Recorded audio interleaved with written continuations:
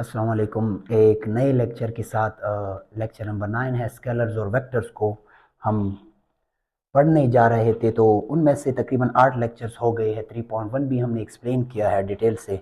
अब एक पॉइंट है यहाँ पे वेक्टर्स अलजबरा का, अलजबरा ऑफ वेक्टर्स, और दूसरा है properties of magnitude of vectors. Vectors algebra में कौन से पॉइंट्स है और मैग्नीट्यूड की प्रॉपर्टीज क्या है वेक्टर्स की। पहला जो पॉइंट है वो एडिशन ऑफ वेक्टर्स का है। एडिशन ऑफ वेक्टर्स, वेक्टर को हम किस तरह ऐड कर सकते हैं। एडिशन ऑफ वेक्टर्स 2D के लिए मैं समझाता हूँ, 3D के लिए फिर आपने एक कंपोनेंट वो और लिखना है उसके साथ, वो z वाला कंपोनेंट। ये 2D के लिए है। पहले एडिशन ऑफ वेक्टर्स के लिए हमारे पास दो वेक्टर्स, फॉर एग्जांपल अगर एक वेक्टर है u, वो है x i cap plus y j cap, और दूसरा हमारे पास एक वेक्टर है एंड v एक दूसरा वेक्टर है x i cap plus y j cap. अब इन दो वेक्टर्स को हम कैसे ऐड कर सकते हैं। दो वेक्टर्स को ऐड करने के लिए उनके कंपोनेंट्स आपने ऐड करने हैं। कंपोनेंट्स क्या है, इस वेक्टर की दो कंपोनेंट हैं, एक x और एक y1, x1 y1, और इसके भी दो है x1 x2 y2। अब इन दोनों को मैंने ऐड करना है, तो इन दोनों को हम कैसे ऐड कर सकते हैं। दोनों कंपोनेंट्स, दोनों वेक्टर्स के कंपोनेंट्स देख ली। जो x कंपोनेंट है वो एक जगह पे ऐड कर ले और y कंपोनेंट सब दूसरी जगह पे ऐड कर ले। इन दो कंपोनेंट्स का जो एडिशन है x1 x2 का और y1 y2 का, ये इन दो वेक्टर्स की क्या है, एडिशन है। इस तरह हम दो वेक्टर्स को ऐड कर सकते हैं। तो मैं लिख सकता हूँ x1 प्लस x2, दोनों i में से कॉमन लेता हूँ i cap, plus y2 y1 plus y2। ये दो हमारे पास क्या है, वेक्टर्स है। वेक्टर्स एडिशन में हम इस तरह वेक्टर्स को ऐड कर सकते हैं। जनरली तो हमने ये लिखा है वेक्टर्स में आपके पास क्या है, कंपोनेंट्स होंगे। एक्स की जगह, फॉर एग्जांपल अगर मैं एक एग्जांपल लिख लूँ इधर, फॉर एग्जांपल यू एक वेक्टर है 2i cap plus 3j cap, और दूसरा हमारे पास वेक्टर है वी वेक्टर है 1i cap plus 4j cap. तो इन दोनों वेक्टर्स को कैसे ऐड करेंगे, जो i वाला कंपोनेंट है, i वेक्टर, i यूनिट के साथ, i यूनिट वेक्टर के साथ जो कंपोनेंट लिखा है वो x कंपोनेंट है, इन दोनों को आपस में ऐड कर लो और इन दोनों को आपस में ऐड कर लो। तो हमारे पास जो वेक्टर एडिशन होगी वो क्या आएगी इसकी, वो 2 + 1 3i cap plus 3 + 4 7j cap. ये वेक्टर एडिशन है। वेक्टर एडिशन, तो इस तरह हम वेक्टर्स को ऐड कर सकते हैं। एक एमसीक्यू ये भी है, दो वेक्टर को ऐड कर ले तो हमारे पास एक तीसरा वेक्टर ही आता है। दो वेक्टर के एडिशन से वेक्टर आता है, और दो वेक्टर की सब्ट्रैक्शन से भी एक वेक्टर आता है, और एक वेक्टर को स्केलर के साथ मल्टीप्लाइड कर ले तब भी एक वेक्टर आता है। तो मैं इधर जनरली लिख सकता हूँ एमसीक्यू के लिए, अगर हमारे पास दो वेक्टर है ए और बी, इनको ऐड कर लूँ तो एक नया वेक्टर सी आएगा। अब दूसरा है अलजेब्रा ऑफ वेक्टर्स में, दूसरा जो है हमारे पास वो क्या है, subtraction. Subtraction subtraction of vectors किस तरह हम कर सकते हैं। सब्ट्रैक्शन ऑफ वेक्टर्स सेम इसी तरह ही है, जहां पे हम ऐड करते थे कंपोनेंट्स को, इस प्लस की जगह हम माइनस लिख लेते हैं और सब्ट्रैक्ट कर लो दो वेक्टर्स को आपस में कंपोनेंट्स वेक्टर्स के सब्ट्रैक्ट कर लो। अब दो वेक्टर्स हैं हमारे पास, u और v को हम लेते हैं। दो वेक्टर्स हैं, u के कंपोनेंट है x1 i cap plus y1 j cap, और दूसरा हमारे पास है, सब्ट्रैक्ट करते हैं दूसरा वेक्टर जो v है, v वेक्टर, इसे सब्ट्रैक्ट करते हैं। तो मैं इस तरह लिख सकता हूं, ये y2 j कैप है हमारे पास। अब दो वेक्टर्स हैं, इन दोनों u से हमने v को सब्ट्रैक्ट करना है। जब u से v को सब्ट्रैक्ट करेंगे तो कंपोनेंट्स को सब्ट्रैक्ट करेंगे। तो मैं लिख सकता हूं u minus v vector is equal to x1 minus x2 plus y1 minus y2। अब इसके साथ j कंपोनेंट है और इसके साथ क्या है, i कंपोनेंट है, क्योंकि x कंपोनेंट i के होंगे यूनिट वेक्टर के, और y जो है वो j कंपोनेंट्स j वेक्टर के होंगे। तो इस तरह हम दो वेक्टर्स को सब्ट्रैक्ट कर सकते हैं। अब एमसीक्यू ये भी आ सकता है, दो वेक्टर की सब्ट्रैक्शन जो है वो क्या है, एक वेक्टर आती है। इस तरह अगर यहाँ पे मैं क्या कर लूँ वेक्टर की, इन दो वेक्टर के बीच में माइनस का साइन लिख दूँ, तो फिर मैं इससे ये सब्ट्रैक्ट करूँगा यहाँ से। यहाँ पे मैं लिखता हूँ u माइनस वी, अगर हम करना चाहे तो हम कैसे कर सकते हैं, 2 माइनस 1 1 आई कैप प्लस 3 माइनस 4 माइनस 1 जे कैप। तो ये सब्ट्रैक्शन है इन दो वेक्टर्स की, और ये क्या है, एडिशन है। एडिशन से, दो वेक्टर्स की एडिशन से एक एडिशन, एक वेक्टर आता है, और दो वेक्टर की सब्ट्रैक्शन से भी एक वेक्टर आता है हमारे पास। इसलिए मैं लिख सकता हूं यहाँ पे कि अगर ए से बी को माइनस कर ले तो ये एक डी वेक्टर हमारे पास आएगा। अलजेब्रा ऑफ वेक्टर में एडिशन और सब्ट्रैक्शन, दो पॉइंट्स तो हो गए हैं। तीसरा हमारे पास है स्केलर मल्टीप्लिकेशन का। तीसरा जो पॉइंट है वो क्या है, वो स्केलर मल्टीप्लिकेशन का है।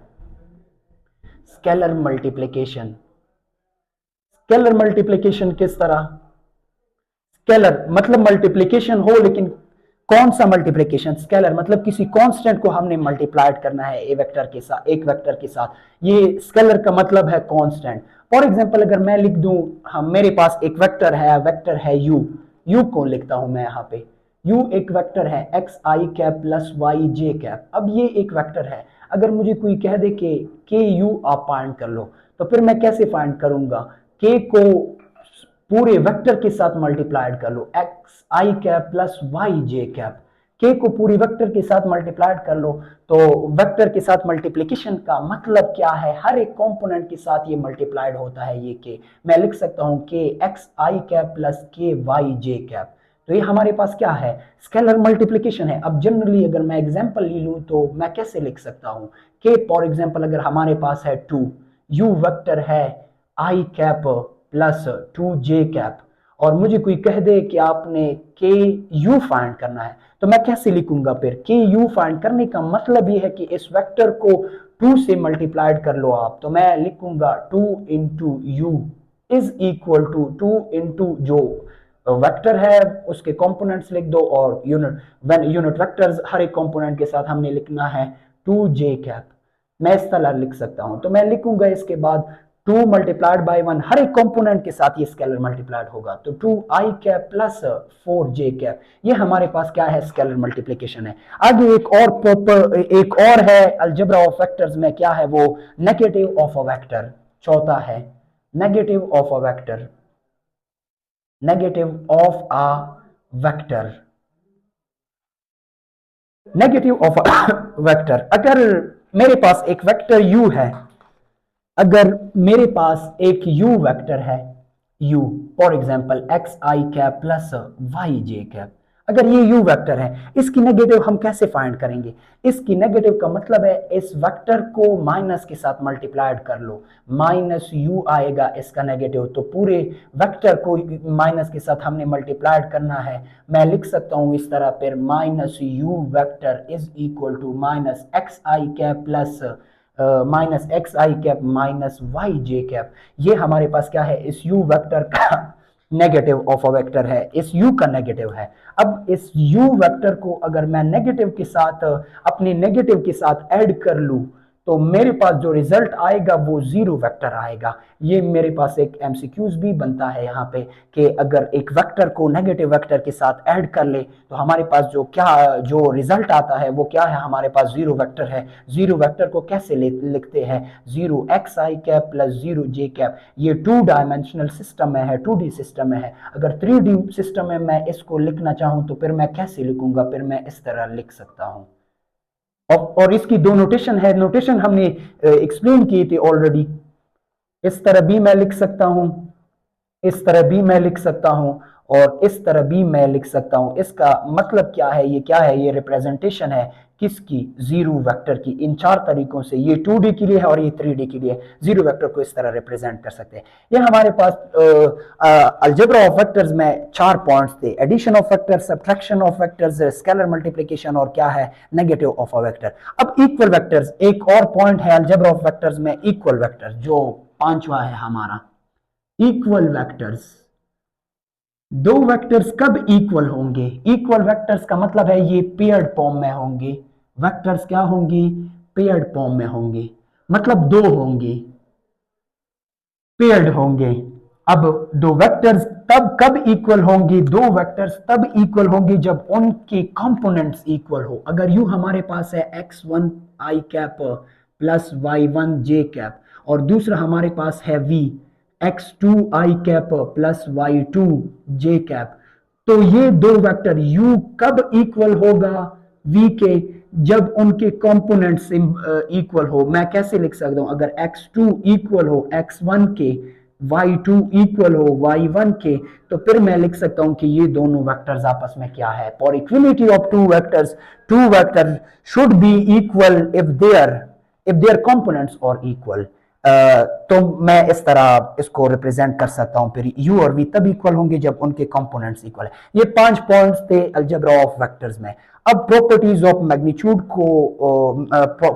मैग्नीट्यूड ऑफ वेक्टर्स पढ़ेंगे, लेकिन उसके पढ़ने से पहले बोर्ड को एक दफा रेज करता हूं मैं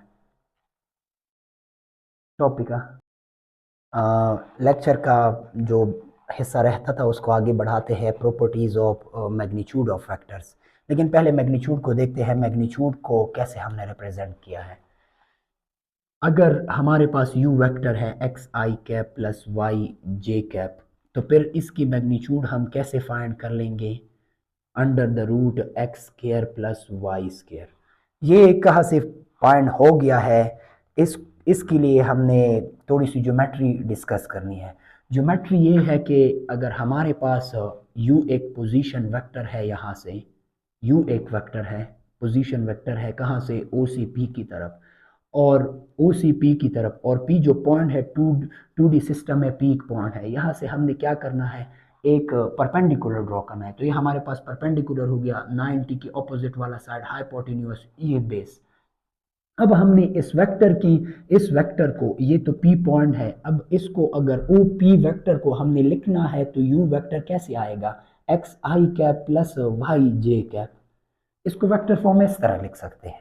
अब इस वेक्टर की अगर हमने मैग्नीट्यूड फाइंड करनी हो, यहाँ से यहाँ तक का लेंथ, ये कम्प्लेक्स नंबर थी, कल के लेक्चर्स में हमने एक्सप्लेन किया था, ये कम्प्लेक्स नंबर है। कम्प्लेक्स नंबर की जो कम्प्लेक्स नंबर वाले चैप्टर में हम जो ये लेंथ फाइंड करते थे इस ओरिजिन से इस पॉइंट की तरफ, वो लेंथ क्या होती थी, वो मॉडुलस, उसको मॉडुलस से रिप्रेजेंट करते थे हम, मॉडुलस वैल्यू में लिखते थे उसको, एब्सोल्यूट वैल्यू भी कहते थे उसको, नॉर्म भी कह सकते हैं। लेकिन अब ये जो वेक्टर है अगर इसकी लेंथ हमने फाइंड करनी हो तो इस पी पॉइंट से हमने ये अंदाजा लगाया है कि यू वेक्टर इस तरह हम लिख सकते हैं। अब इस वेक्टर की मैग्नीट्यूड कैसे फाइंड करेंगे, पाइथागोरस थ्योरम साइड्स है ट्राइंगल की, किस ट्राइंगल की, राइट एंगल ट्राइंगल की। कौन सी ट्राइंगल है ये, राइट एंगल ट्राइंगल है, मतलब वो ट्राइंगल जिसमें एक एंगल 90 डिग्री हो, जो पाइथागोरस थ्योरम को सेटिस्फाइड कर ले, उस ट्राइंगल को, जिस ट्राइंगल की साइड्स पाइथागोरस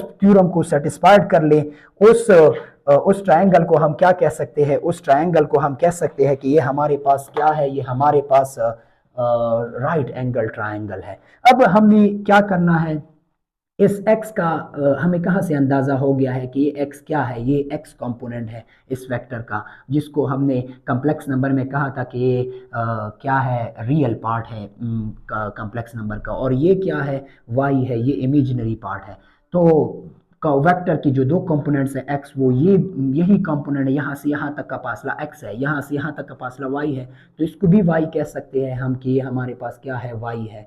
अब हमने क्या करना है, पाइथागोरस थ्योरम को यूज करना है। पाइथागोरस ने क्या कहा था कि हाइपोटेन्यूस स्क्वायर को क्या कर ले, इक्वल हम लिख सकते हैं perpendicular square plus base square. अब ये बेस है हमारे पास, ये परपेंडिकुलर है, ये एंगल ऑफ ऑब्जर्वेशन है, इसकी अपोजिट साइड क्या है, हाइपोटेन्यूस है। तो इसको हमने फाइंड करना है u को, ये हमारे पास मैग्नीट्यूड है, वेक्टर में नहीं लिखेंगे, मैग्नीट्यूड में लिखेंगे, क्योंकि हमने मैग्नीट्यूड को फाइंड करना है। अब p का तो हमें पता है क्या है, वो y कंपोनेंट है, y square plus x square base है हमारे पास। तो मैं ऐसा लिख सकता हूं, मुझे क्या चाहिए, u मॉडुलस चाहिए, u वेक्टर का मैग्नीट्यूड चाहिए, u वेक्टर मैग्नीट्यूड का स्क्वायर नहीं चाहिए। अब स्क्वायर को हमने खत्म करना है, स्क्वायर को हम कैसे खत्म कर लेंगे, रूट लेके, स्क्वायर रूट लेंगे, तो हम इसको कैंसिल करते हैं स्क्वायर के साथ, इसको ऐसे लिख सकते हैं, दोनों साइड पे फिर रूट लेंगे, इसको हम लिख सकते हैं y square plus x square,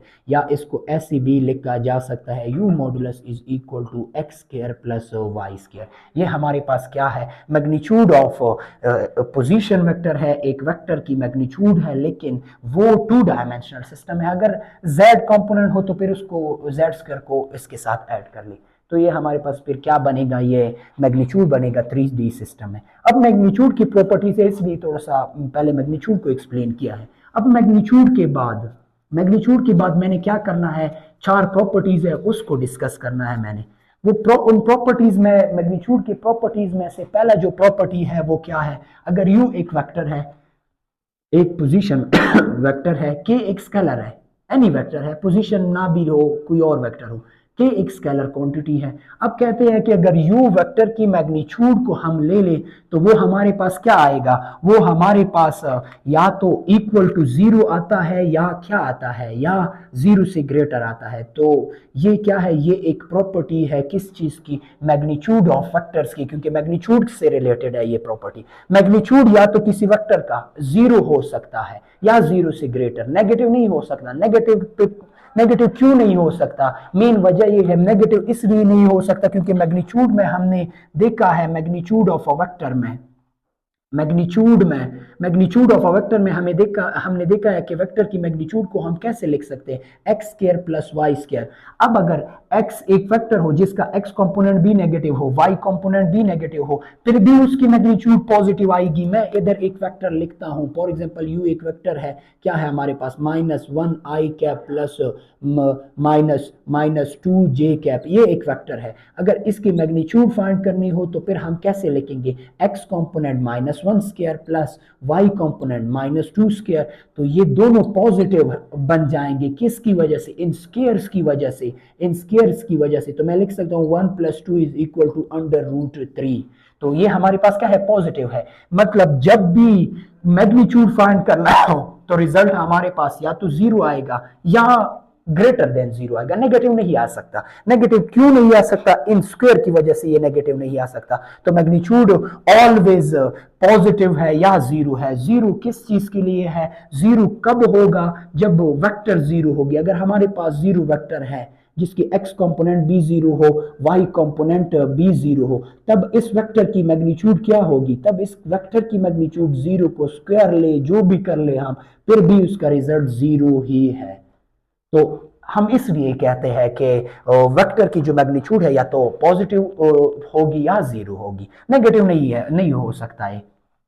ये तो क्लियर हो गया। अब जो दूसरा पॉइंट है वो क्या है, अगर वेक्टर की मैग्नीट्यूड 0 है तब u is a null vector. Null vector किसको कहते हैं, वो वेक्टर जिसकी मैग्नीट्यूड 0 हो, जिसका x कंपोनेंट भी 0 हो, y कंपोनेंट भी 0 हो, उस वेक्टर की तब मैग्नीट्यूड 0 होगी। ये मैंने 0 वेक्टर लिया है या नल वेक्टर लिया है, इसकी मैग्नीट्यूड हमारे पास 0 आई है। तो ये मैंने ऑलरेडी एक्सप्लेन किया है, u की जो मैग्नीट्यूड होगी वो 0 तब होगी अगर u क्या है, 0 वेक्टर है, या इसको हम नल वेक्टर भी कह सकते हैं, नल वेक्टर, या कह सकते हैं 0 वेक्टर। इसकी मैग्नीट्यूड 0 होगी लाजमी, क्योंकि x कंपोनेंट 0 है और y 0 है इसका। अब तीसरा जो पॉइंट है, अगर ये पॉइंट रिलेटेड है नेगेटिव ऑफ अ वेक्टर के साथ, जो हमने क्या है अलजेब्रा ऑफ वेक्टर्स में ये 5 पॉइंट्स ऑलरेडी पढ़े हैं। नेगेटिव ऑफ वेक्टर क्या है, एक वेक्टर तब दूसरी का नेगेटिव है जब उनका क्या होगा, जब उनको ऐड कर लो, रिजल्ट हमारे पास 0 वेक्टर आएगा। तो ये जो तीसरा पॉइंट है, अगर हम एक वेक्टर ले ले या उसका नेगेटिव ले ले, दोनों का मैग्नीट्यूड फाइंड कर ले, तब क्या है, उनका मैग्नीट्यूड इक्वल है। फॉर एग्जांपल अगर हमारे पास u एक वेक्टर है xi cap plus yj cap, तो इसका नेगेटिव क्या होगा, -u, उसके कंपोनेंट्स क्या होंगे, -x -yj कैप।